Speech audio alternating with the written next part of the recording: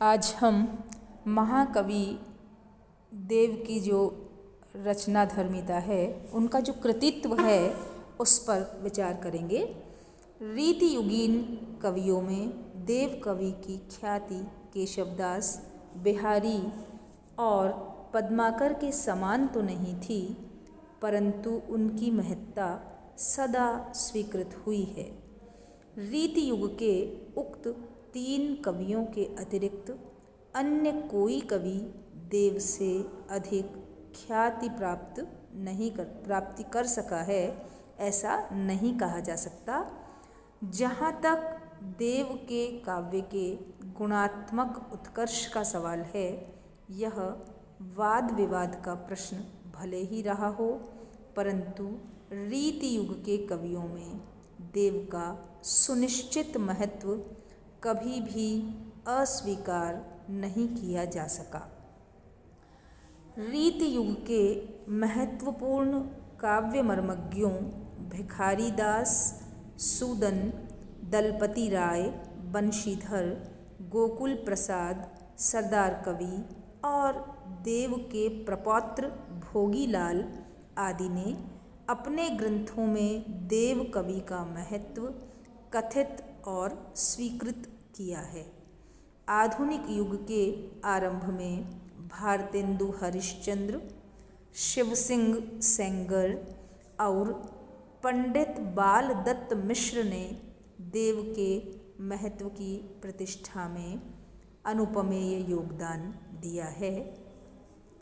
ये पंडित बाल दत्त मिश्र हिंदी परालोचना जगत में देव की प्रतिष्ठा करने वाले मिश्र बंधुओं के पिता थे, जिन्होंने संवत 1954 में देव के सुख सागर तरंग नामक काव्य संग्रह का प्रकाशन कराया तथा उसकी भूमिका में मध्य युग के 5 कवियों को सर्वाधिक महत्वपूर्ण बतलाया: सूर, तुलसी, केशव, बिहारी और देव। उन्होंने अपनी भूमिका में देव कवि के किसी अनन्य भक्त द्वारा लिखा गया देव कवि की महत्ता प्रतिपादित करने वाला यह उत्कृष्ट छंद प्रस्तुत किया था। छंद इस प्रकार है: सूर सूर तुलसी सुधाकर नक्षत्र कैसो, शेष कवि राजन को जुगनु गनाय के, को परिपूरन भगति दर्शायो, अब काव्य रीति मोसन सुनहु चित लाय के, देव नभ मंडल समान है कवीन मध्य, जामे भानु सित भानु तारागण आय के, उदय होत अथवत चारों ओर भ्रमत पै, ताको ओर छोर नहीं परत लखाए के। सूर, तुलसी, केशव आदि को सूर्य, चंद्रमा, नक्षत्र तथा अन्य कवियों को उडुगन अब तक कहा जा चुका था। ऐसी स्थिति में देव की प्रतिष्ठा बिना किसी ऐसे प्रतिष्ठा ज्ञापक छंद की रचना के संभव नहीं थी। कम से कम लोक दृष्टि में तो बिल्कुल नहीं थी। उसी लोक दृष्टि को आकर्षित और चमत्कृत करने के उद्देश्य से किसी ने उक्त छंद की रचना कर डाली। हिंदी समीक्षा के सूत्रधारों में गणमान्य मिश्र बंधुओं ने भी इस सूत्र को अपने पिताजी से ही ग्रहण किया और उसे अग्रसर करते हुए हिंदी नवरत्न में देव की असाधारण प्रतिष्ठा का भरपूर प्रयत्न किया। यह बात है संवत 1967 की। देव हिंदी के सबसे बड़े कवि हैं या सूर और तुलसी के बाद महत्व की दृष्टि से देव का ही स्थान आता है, या देव आकाश के तुल्य हैं जिसका ओर छोर सूर्य अर्थात सूरदास, चंद्रमा अर्थात तुलसीदास और नक्षत्र आदि अर्थात केशव आदि चक्कर खा कर भी नहीं पा सकते। ये सारी बातें चौंकाने वाली थी और समीक्षा के अखाड़े में जो अभी अभी खोदा और गोड़ा गया था, खलबली मचा देने वाली थी।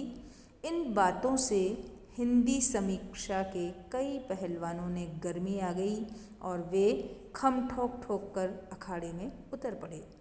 हिंदी नवरत्न के जवाब में पंडित पद्म सिंह शर्मा का सतसई संहार और सतसई संहार के मुकाबले में पंडित कृष्ण बिहारी मिश्र की देव और बिहारी और उसके खंडन के लिए लिखी गई लाला भगवान दीन की बिहारी और देव आदि पुस्तकें सामने आईं, जिनसे तुलनात्मक समीक्षा का मार्ग भले ही प्रशस्त हुआ हो, परंतु एक झगड़ा सा भी सामने उपस्थित हो गया। तमाशाइयों के लिए वह रोचक भी रहा। इस झगड़े में हालांकि ज़्यादा तो नहीं, परंतु एक सीमा तक आचार्य रामचंद्र शुक्ल जैसे स्थिरमती और संतुलित समीक्षक को भी अपना संतुलन खो देना पड़ा। सन 1946 में देव पर एक स्वस्थ और संतुलित शोध प्रधान समीक्षा कृति डॉक्टर नगेंद्र ने प्रस्तुत की, जो अद्यावधि देव का श्रेष्ठतम अध्ययन कहा जा सकता है। इस प्रकार देव कवि द्वारा निर्मित विशद काव्य त्रिविध हैं। पहला रीतिशास्त्रीय ग्रंथ, दूसरा श्रृंगारिक काव्य और तीसरा भक्ति, वैराग्य एवं तत्व चिंतन संबंधिनी कविता। ये तीनों प्रवृत्तियाँ उनमें नितांत स्पष्ट लक्षित होती हैं, जैसा कि बहुतेरे रीतिबद्ध कवियों में देखा जा सकता है। श्रृंगारिक काव्य स्वतंत्र ग्रंथों के साथ साथ देव के रीति ग्रंथों में औदाहरणिक भाग के रूप में सर्वत्र विद्यमान है। अतएव उनके श्रृंगारी साहित्य के परिशीलन के लिए शुद्ध श्रृंगार वर्णन के लक्ष्य ग्रंथों के साथ साथ उनके लक्षण ग्रंथों का अध्ययन भी अति आवश्यक है।